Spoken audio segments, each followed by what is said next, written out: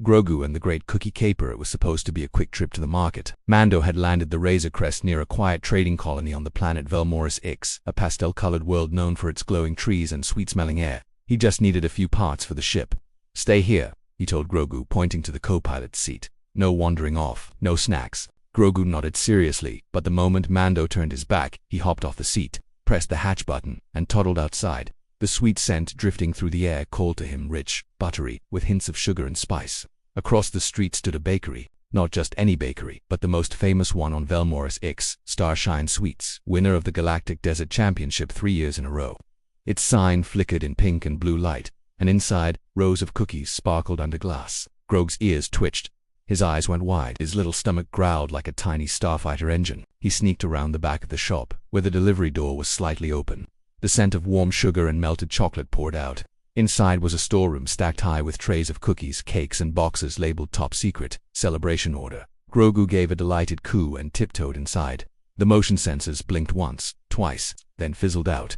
A strange burst of static ran through the bakery's electrical system. The lights flickered, then went completely dark. Even the security cameras went silent, their screens filled with static snow. In the darkness, only the faint green glow of Grogu's eyes could be seen as he reached for his first cookie. 1 cookie turned into 2. 2 became 5, then 10, then 20. By midnight, the storeroom looked like a desert storm had hit it. Frosting streaked the walls, crumbs littered the floor, and Grogu was fast asleep inside an empty cookie box, his belly round as a melon. When morning came, the bakery owner, Mrs. Maribel Crumble, opened the back door and froze in horror. "What in the name of sugar?" she gasped. There were chocolate prints on the walls, frosting footprints on the ceiling, and right in the middle of the mess lay a tiny green creature, softly snoring, still clutching half a cookie. Mrs. Crumble shrieked so loudly that it startled a flock of sugarbirds outside. Within minutes, the Velmoris City Police arrived, lights flashing. "Suspect appears small, green, and sticky," reported Officer Zek, possibly armed with crumbs. Grogu blinked awake, confused. "Me," cooed. The officers exchanged looks. "We'll take him in, I guess." They very carefully placed a pair of miniature cuffs, actually, 2 paperclips on his wrists, and escorted him outside. News reporters were already gathering. Cameras flashed as they shouted questions. "Alien child caught in cookie raid. 2,000 pounds of sweets missing. Galactic mystery or snack attack." By the time Mando returned, the entire colony knew. The Razor Crest was surrounded by reporters. "You have got to be kidding me," he muttered, rubbing his helmet. At the courthouse that afternoon, the crowd filled every seat. On one side sat Mrs. Crumble, arms folded, furious.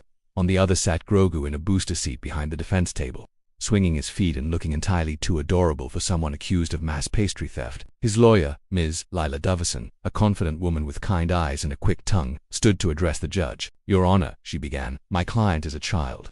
A very small child. He did not break in, he merely wandered in, lured by the irresistible smell of freshly baked cookies.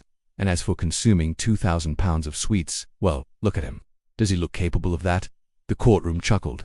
Even the judge's stern expression softened. Miss Dovison went on. "We also have evidence that the bakery's cameras and locks malfunctioned due to an electrical surge. My client didn't destroy them. He was caught in the accident. He was trapped overnight, frightened, and did what anyone would do in such a situation. Eat everything in sight," muttered the prosecutor. Miss Dovison smiled. "Seek comfort in sugar." Grogu cooed softly and gave his best innocent blink. The judge leaned forward. "I see. So you're suggesting the defendant was an accidental guest, not a thief?" "Exactly," Miss Dovison said. "A small child, alone in the dark, comforted by cookies." A murmur spread through the courtroom.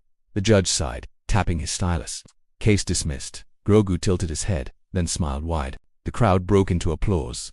Mrs. Crumble approached afterward, guilt mixing with amusement. "I suppose I overreacted. He's just a baby." She opened the back of her van, revealing a massive 6-tier cake, glazed in silver icing and topped with a tiny sugar figure of Grogu holding a cookie. "This is my apology and a thank you.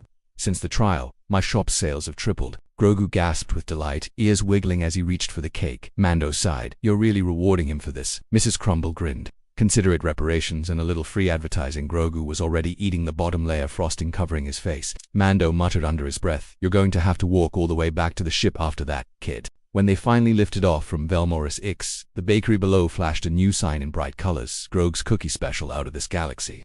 And somewhere in the cockpit, Grogu licked frosting from his hands and gave a contented sigh, while Mando just shook his head. "Every planet," he said, "and every single time, chaos." Grogu smiled, utterly unbothered, already dreaming of his next desert adventure.